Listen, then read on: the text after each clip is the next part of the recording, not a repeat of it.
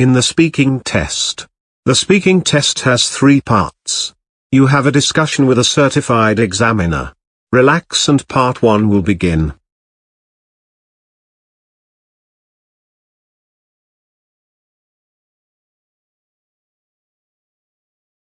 Do you usually do the same things in the mornings? As I'm a creature of habit, I would say yes. I always get up at 6 a.m., have noodles and tea for breakfast, brush my teeth, then brush up, quickly study on what we learned the day before in class to make sure I'm well prepared.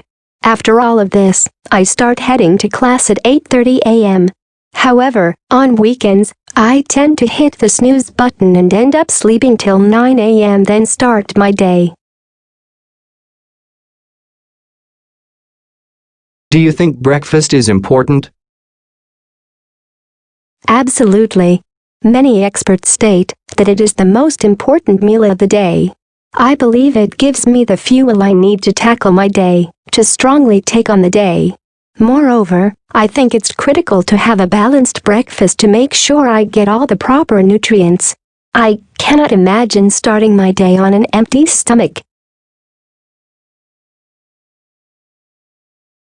Did you do the same morning routines in your early ages?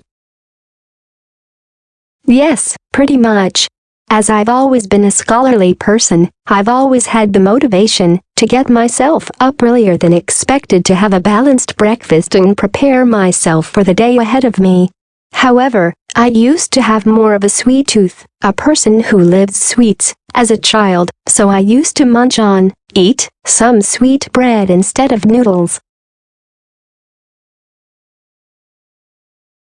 Do you want to change your daily routines in the future? I think it's inevitable since I'll soon be joining the workforce. I want to keep my organized, prepared habits, but I hope to sleep in a bit more in the future. I would like to at least sleep 30 minutes to an hour later, and not have to spend as much time preparing for my day. Furthermore, I hope to have my own car instead of taking a Grab every morning.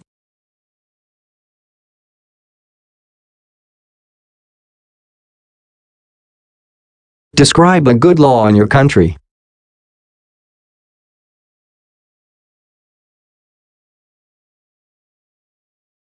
I'm going to tell you about Singapore's littering laws, which I firmly believe are a great idea.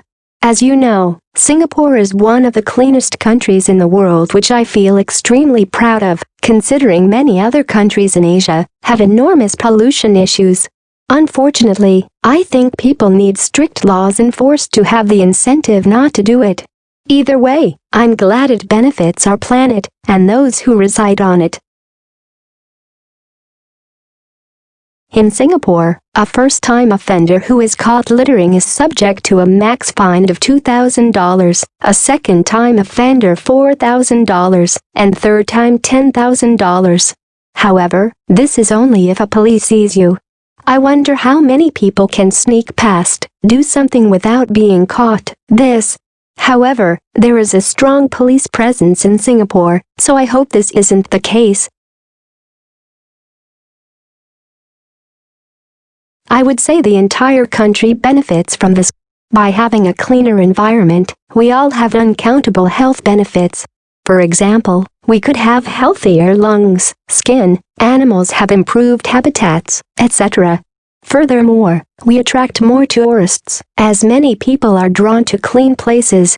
With this said, I know that some people financially profit from this.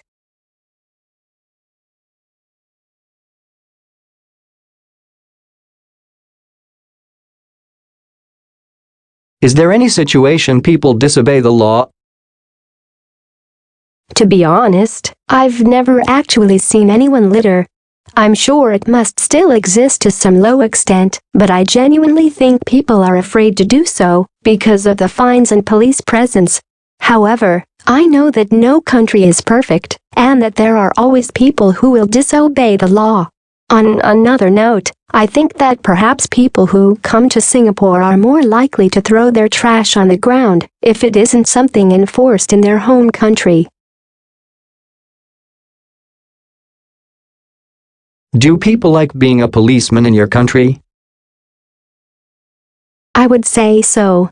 Actually, my father is a police officer, and he seems to enjoy it quite a bit, although it is a tough job.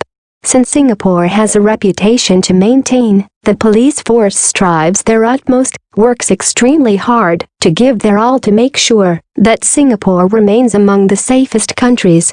With this said, some police officers feel quite a lot of pressure, which makes it a challenging yet rewarding job. Why some people want to become a lawyer? To be honest, I think some people choose it for the money, as it is a high-paid job in many countries. Secondly, some people feel quite passionate about the law and want to dedicate their life to it. Thirdly, there are many different branches of law, such as international, geriatric, criminal, etc., so there are many different opportunities within this career path. As with other jobs, people know in their heart which career is for them,